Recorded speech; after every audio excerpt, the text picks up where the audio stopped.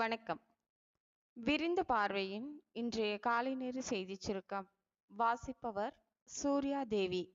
விழுப்புரம் தெற்கு மாவட்ட பொறுப்பாளராக அமைச்சர் பொன்முடியின் மகன் கௌதம சிகாமணி அறிவிக்கப்பட்டுள்ளார்.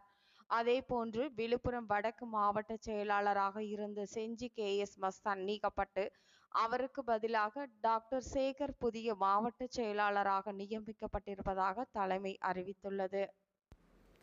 விருதுநகர் பாராளுமன்ற தொகுதியில் அதிக வாக்குகள் பெற்ற மண்டல தலைவர் கருப்பையாவை மதுரை வில்லாபுரத்தில் உள்ள அவரது இல்லத்திற்கு நேரடியாக சென்று பாஜக நிர்வாகி திருச்சி சூர்யா வாழ்த்து தெரிவித்துள்ளார்.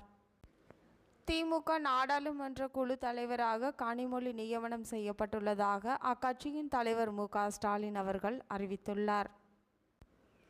தமிழகத்தில் இன்னும் எத்தனை காலம்தான் பிறரை சார்ந்திருக்கப் போகிறோம் என தமிழக காங்கிரஸ் தலைவர் செல்வ பெருந்தகை கேள்வி எழுப்பிய நிலையில் மேடையிலேயே அதற்கு பதிலடி கொடுக்கும் விதமாக முன்னாள் மாநில தலைவர் EV.K.S. இளங்கோவன் தமிழ்நாடு அரசின் கூட்டுறவு நிறுவனங்கள் மூலம் வழங்கப்பட்டு வந்த கல்விக் கடன் 1 லட்சம் ரூபாயிலிருந்து 5 லட்சம் ரூபாயாக உயர்த்தப்படுவதாக கூட்டுறவுத்துறை அமைச்சர் பெரிய கருப்பன் அறிவித்துள்ளார்.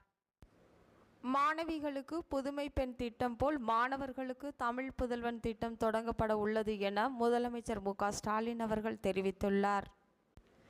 நீட் தேர்வு முடிவுகள் அடிப்படையிலான இளங்கலை மருத்துவ கல்விக்கான கலந்தாய்வை தொடங்க எவ்வித தடையும் இல்லை என உச்சநீதிமன்றம் தெரிவித்துள்ளது. ஜூன் மாதம் 20ஆம் தேதியே தமிழ்நாடு சட்டப்பேரவை கூடும் என்று சபாநாயகர் அப்பாவு அறிவிப்பு வெளியிட்டுள்ளார். ஜப்பான் நாட்டில் நடைபெற்ற 2024 பாரா தடகள உலக சாம்பியன்ஷிப் போட்டியில் உயரம் தாண்டுதல் போட்டியில் தங்கப்பதக்கம் வென்ற மாரியப்பன் அவர்களுக்கு உயரிய ஊக்கத்தொகையாக ரூபாய் 75 லட்சத்திற்கான காசோலையை முதலமைச்சர் மு.க.ஸ்டாலின் அவர்கள் வழங்கி வாழ்த்தியுள்ளார்.